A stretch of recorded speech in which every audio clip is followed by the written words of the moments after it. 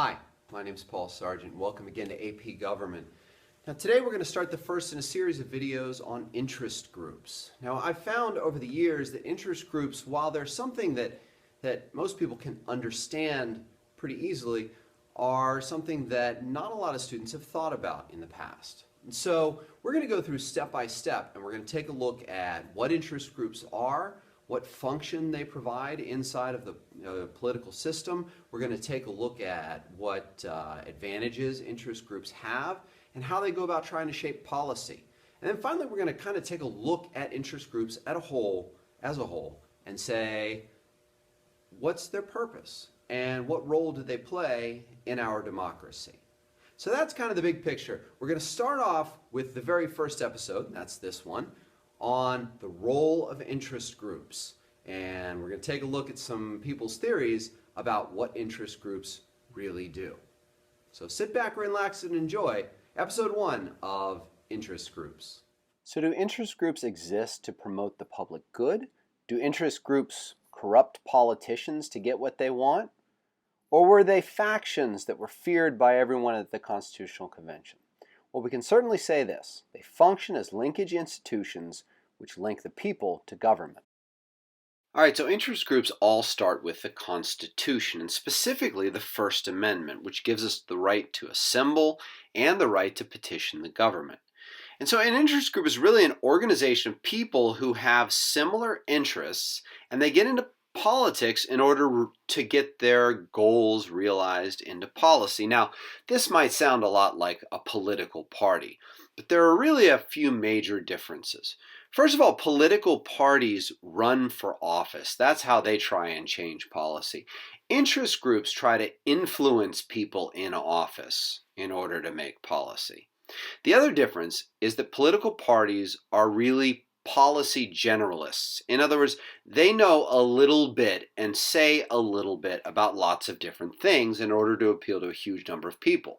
Whereas interest groups are very specialized. They're policy specialists who appeal to a specific group of people and only have to specialize in one or a few particular issues.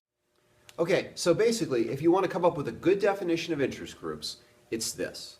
It's a group of people who have similar interests who get together to try and influence public policy. And that's really about it. Now, whether they're able to do that or not, that's what we're going to take a look at now. Political scientists tend to have 3 basic theories about what interest groups actually do. And the first of them is called the Pluralist Theory. Now, in pluralism theory, there's a lot of groups, all that have power, and they all kind of work together in a system. In other words, everyone has things that they want to do. Those groups compete with one another, and there's not really one that's going to dominate any other group. Usually they play by the rules, and if they have one resource, then they're going to use it. If they don't, they're going to use something else. All those competing interests are going to fight for the attention of policymakers, and when they do that, policymakers are going to pay attention to what they have to say and get policy made. Now, important here is that lobbying is open to everybody, so it's not a problem. And that would have made Madison happy. Wait, no. There we go. That would have made Madison happy. So pluralism is pretty much a happy look at this. Everyone works, everyone tries, everyone has access, and in the end, everyone wins, although in a compromise, no one wins everything they want. It's probably the most optimistic of the 3 views that we're going to be taking a look at. So let's turn our attention to the darker side and move on to elite theory. Elite theory doesn't believe in equality of groups. They believe that the real power is really held by just a few small groups and individuals. And if consumer interests come in conflict with business, then Congress is going to listen to those big businesses that have the money to be able to donate to their campaigns.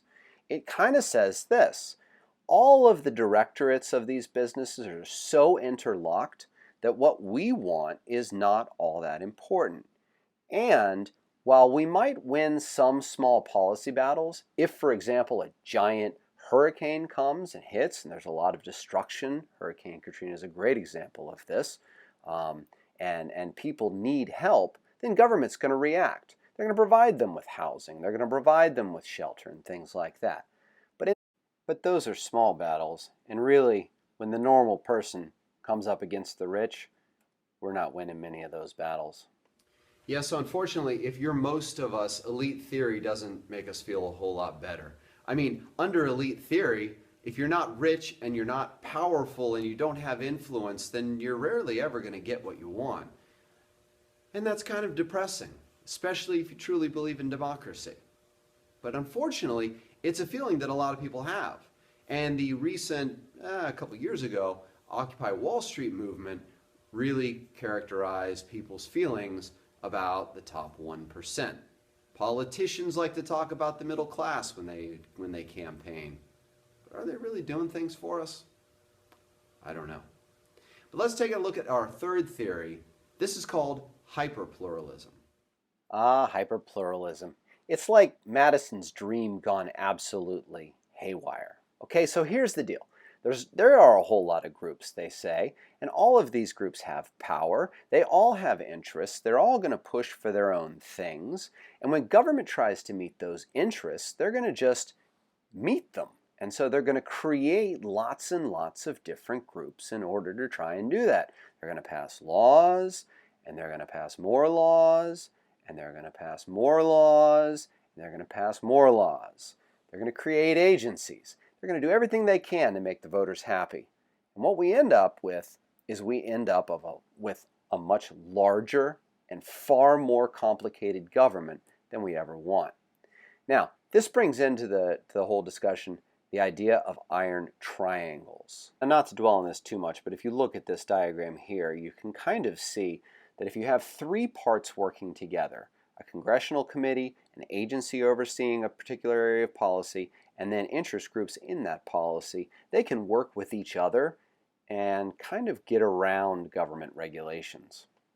What's maybe even worse is that there's the revolving door theory, that when you have people who are in power, all right, let's not get carried away. When you have people who are in power who leave government, they then enter the private sector and start working for companies that lobby government. All right, so hyperpluralism is really sort of like pluralism out of control. Everyone has access. Everyone can try and fight on so many different levels of government and in so many branches of government that really you get one of two things. And I think hyperpluralists debate what we actually get, and I think it changes over time. But you either get lots and lots of policies that cover lots and lots of things, and sometimes they contradict one another.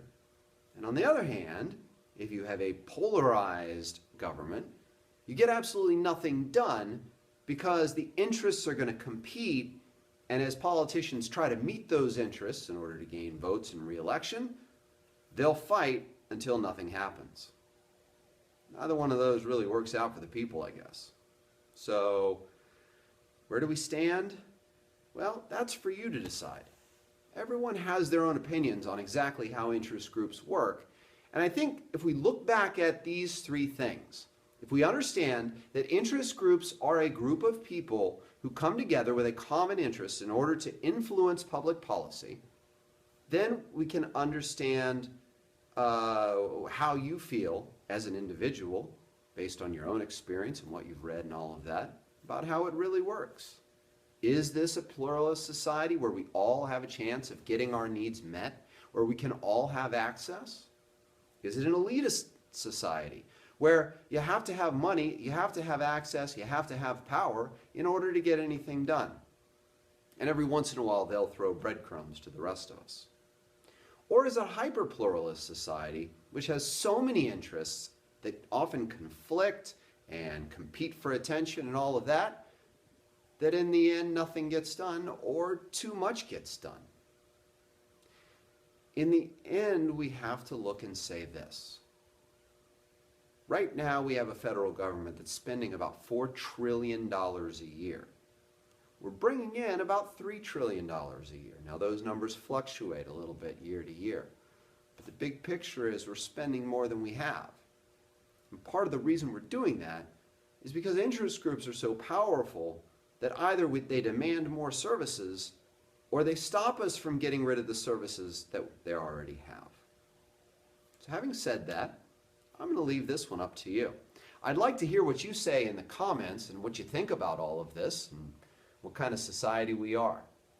But until next time, my name's Paul Sargent. Thanks for watching Interest Groups, and in the next episode, we're going to take a look at how interest groups are successful and what leads to their success. Have a great day.